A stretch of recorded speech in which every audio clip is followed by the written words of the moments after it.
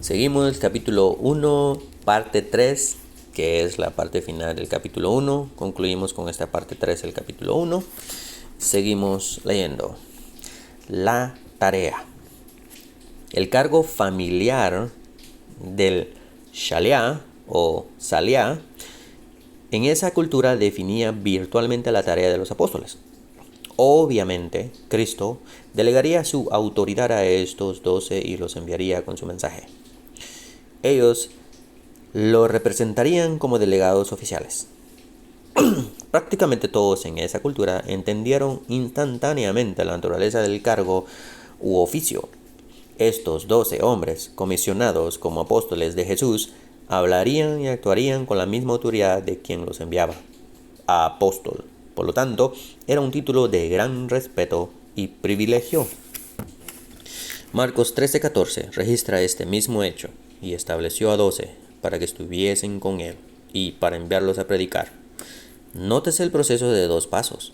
Antes que fueran enviados a predicar, los atrajo así.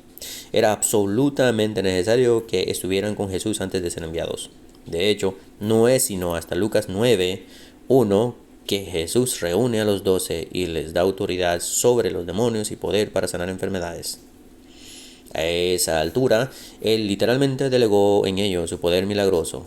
Por eso en Lucas 6 los identifica, nombra y los pone bajo su directa y personal tutela, que ellos pudieran estar con Él. En Lucas 9, varios meses más tarde, les da poder para hacer milagros y echar fuera demonios. No fue sino hasta entonces que los envió a predicar. Hasta este momento, la mayor parte del tiempo, Jesús había estado hablando a grandes multitudes. Con el llamado de los 12 en Lucas 6, su ministerio de enseñanza se hace más íntimo, enfocándose básicamente en ellos. Todavía podía atraer a muchedumbres y enseñarles, pero su enfoque estaba en los discípulos y en su adiestramiento. Nótese el desarrollo natural en su programa de adiestramiento. Al principio simplemente siguieron a Jesús, espigando de sus sermones para las multitudes y escuchando sus instrucciones junto con un grupo mayor de discípulos. Aparentemente, esto no lo hicieron como su única tarea, sino cuando podían en el curso de sus actividades diarias regulares.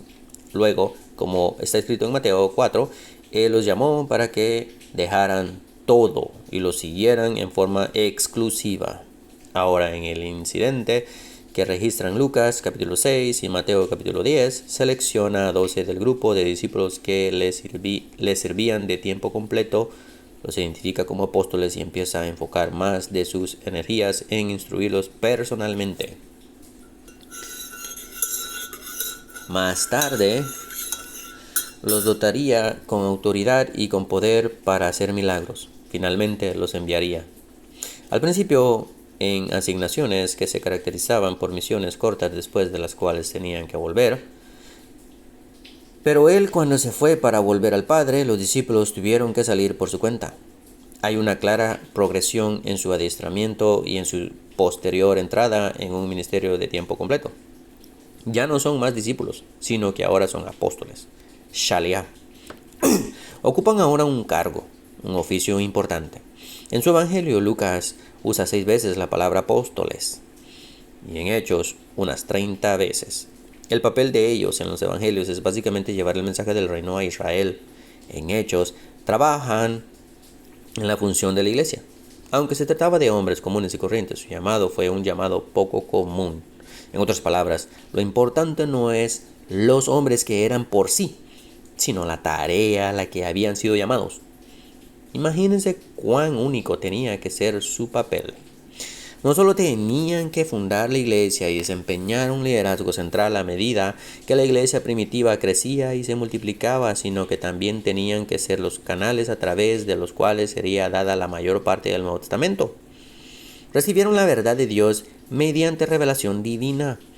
Efesios 3:5 es muy explícito en cuanto a esto. Pablo dice que el misterio de Cristo, el cual en el principio no fue dado a conocer, ahora es revelado a sus santos apóstoles y profetas por medio del Espíritu.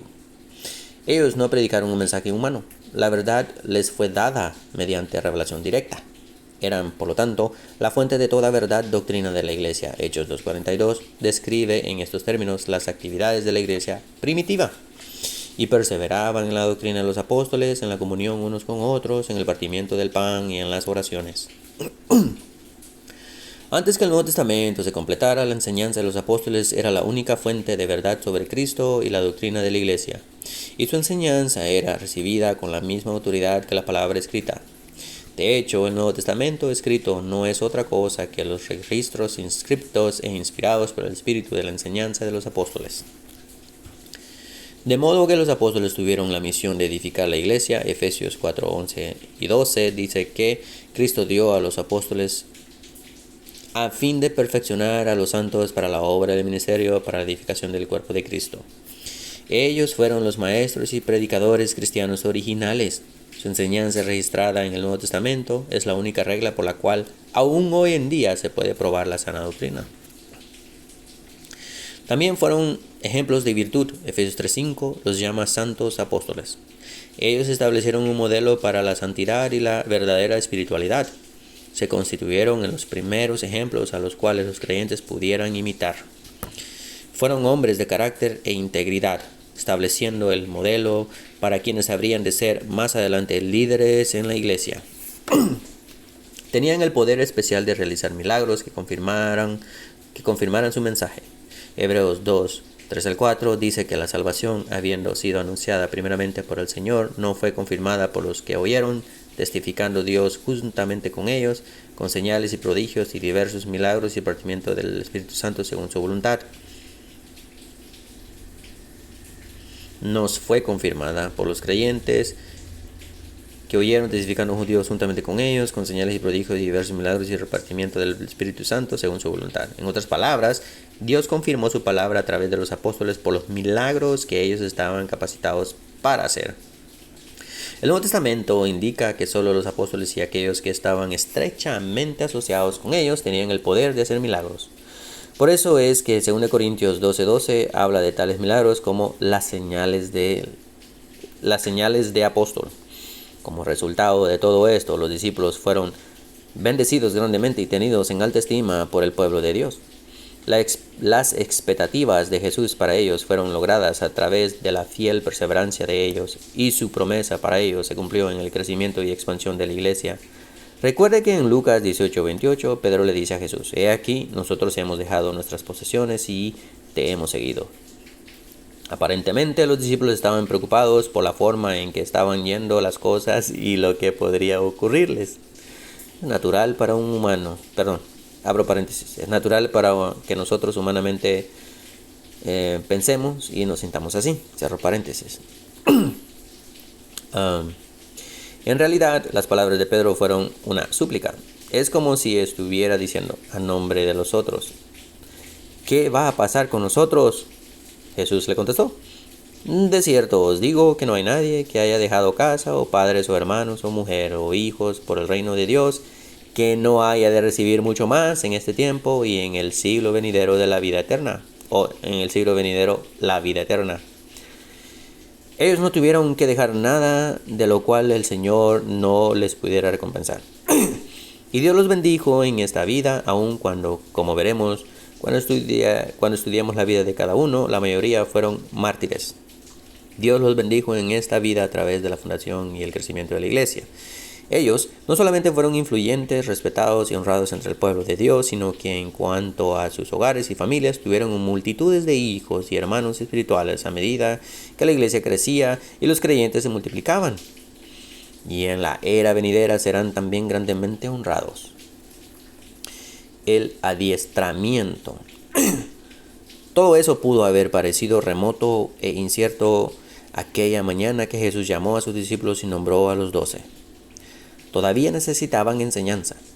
Todas sus limitaciones y fracasos humanos parecían asombrecer su potencial. Quedaba poco tiempo. Habían abandonado todas las cosas en las que eran expertos. Habían dejado sus redes, abandonado sus campos y dejado atrás las mesas de cobrar impuestos. Habían renunciado a cuanto sabían para recibir adiestramiento para algo acerca de lo cual no tenían aptitudes naturales. Pero cuando abandonaron sus trabajos, de ninguna manera se transformaron en ociosos. Se convirtieron en estudiantes de tiempo completo, aprendices, discípulos. Los siguientes 18 meses de sus vidas estarían ocupados con adiestramiento aún más intensivo, la mejor enseñanza que ningún seminario podría jamás ofrecer. Tenían constantemente ante ellos el ejemplo de Cristo. Podían escuchar su enseñanza, hacerle preguntas, observar la forma como trataba con la gente y disfrutar una relación íntima con Él en todas las circunstancias. El Señor les dio oportunidades para ministrar, los preparó y los envió a cumplir asignaciones especiales. Les dio ánimo con cariño, los corrigió con amor y fue paciente para enseñarles. Así es como se logra siempre el mejor aprendizaje. No es solo proveer información, es una vida invertida en otra vida. Abro paréntesis. Desgraciadamente hay pastores así, que solo quieren proveer información y jamás involucrarse en las vidas de otros. Usualmente son pastores falsos y si son llamados con el proceso correcto, pero que ellos no estén calificados correctamente, son llamados equivocadamente por un pueblo que no oró a Dios. Pero usualmente no son llamados correctamente, son falsamente llamados al pastoreo y por consiguiente ellos hablan y hablan de discipular, pero nunca discipulan. Al contrario, lastiman y dañan al rebaño de Dios. Por eso no es solo proveer información, especialmente hoy en día que la información está en la palma de la mano de cualquiera. Aprendamos que el discipulado es invertir una vida en otra, tal como el Señor Jesús lo hizo. Cierro paréntesis. Pero no fue un proceso fácil. Los 12 podían ser torpes. Hubo una razón para que no fueran la élite académica. Con frecuencia encontramos a Jesús diciendo cosas como esta: ¿también vosotros sois aún sin entendimiento? ¿No entendéis aún? Oh insensatos y tardos de corazón para creer. Es interesante observar que la Escritura no encubre sus defectos, porque no se trata de proyectarlos como luminarias super santificadas o elevarlos de la categoría de simples seres mortales. Si tal hubiera sido el caso, no habría habido razón para dejar constancia de sus flaquezas de carácter. Pero en lugar de disimular sus defectos, la Escritura parece querer destacar sus debilidades humanas. Es un recordatorio magnífico de que nuestra fe no esté fundada en la sabiduría de los hombres, sino en el poder de Dios. 1 Corintios 2:5. ¿Por qué fue tan difícil el proceso de aprendizaje para los apóstoles? Primero, porque carecían de entendimiento espiritual. Eran lentos para oír y lentos para entender. En muchas oportunidades eran densos, necios, torpes y ciegos. El Nuevo Testamento usa todos estos términos o sus equivalentes para referirse a ellos. Así que, ¿cómo resolvió Jesús su falta de entendimiento espiritual? Continuó enseñándoles. Incluso después de su resurrección se quedó 40 días en la tierra. Hechos 1:3 dice que durante este tiempo se mantuvo hablándoles acerca del reino de Dios y siguió enseñándoles hasta el momento mismo en que ascendió al cielo. Un segundo problema que hizo difícil el proceso de aprendizaje para los discípulos es que no eran humildes. Eran personas que se preocupaban solo de sí mismas, se centraban en sus propios intereses, eran arribistas y orgullosos. Pasaron una enorme cantidad de tiempo discutiendo cuál era el más importante entre ellos. ¿Cómo venció Jesús esa falta de humildad? Siendo él mismo el ejemplo de humildad. Les lavó los pies, les enseñó a ser siervos, se humilló a sí mismo aún hasta la muerte de cruz. Tercero, no solo carecían de entendimiento y de humildad, sino que también carecían de fe. Abro paréntesis. Cualquier parecido, querido oidor de este libro, démosle gracias a Dios que Él es la esencia de la paciencia, y hay que conocerle a tal punto que nosotros seamos exactamente como Jesús para discipular a muchos que Dios va a traer y van a ser bien lentos, pero sumamente lentos en oír y pero sumamente muy lentos para entender. Van a ser densos, necios, torpes y ciegos, pero sobre todo van a ser pero muy orgullosos. Así que hay que ser pacientes. Yo siempre pongo este ejemplo. Pongo el ejemplo de la liebre, la tortuga y el caracol. Niveles de velocidad que yo mismo saqué eso para discipular a personas. Yo siempre les digo con cuál se identifican. La liebre es bien rápida para aprender. La tortuga despacio, pero el caracol muy lento.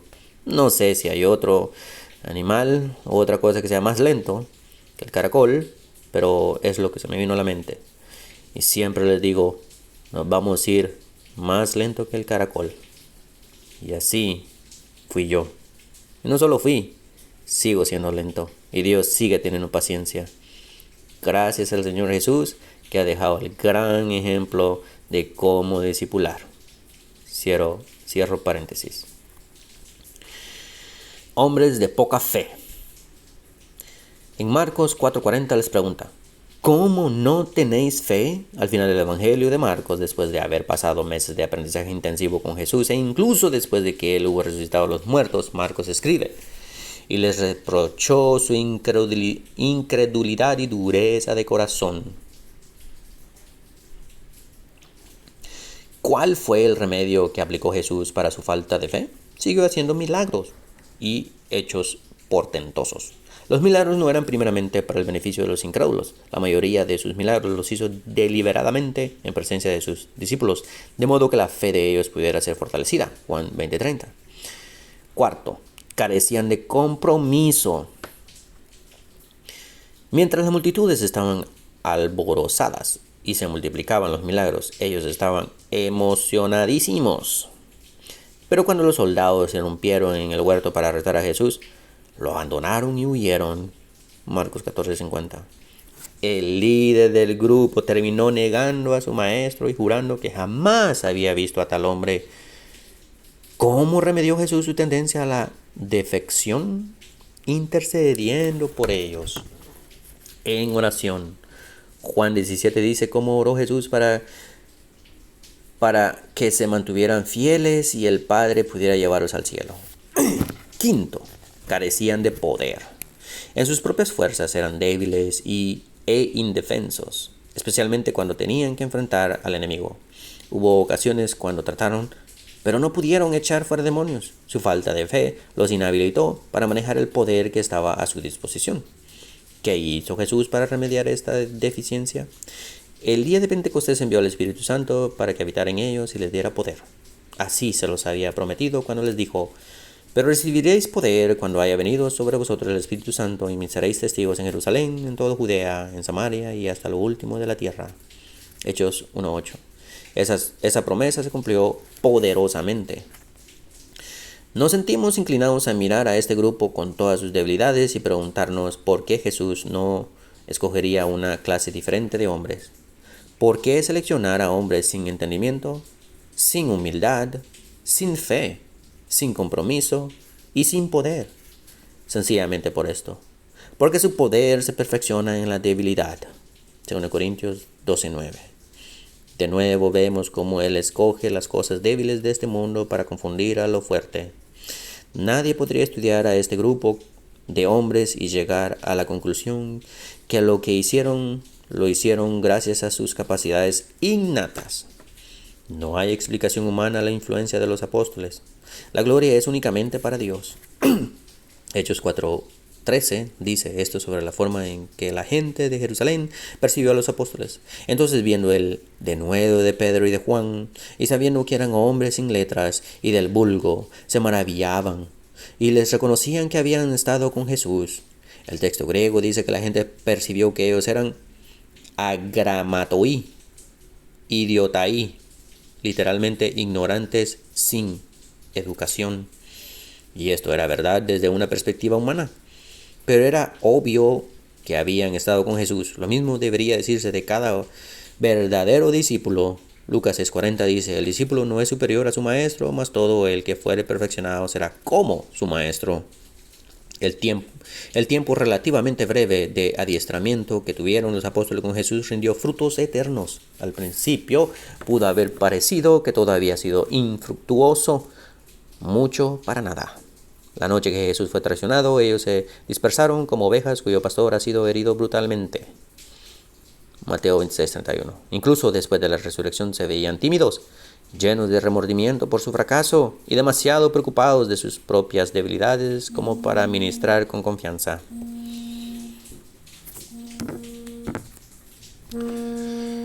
Pero después que Jesús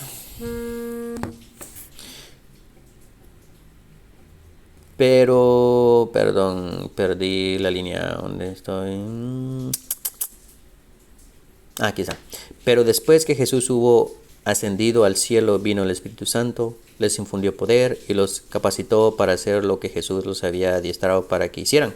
El libro de Hechos registra la forma en que se inició la iglesia y el resto forma parte de la historia.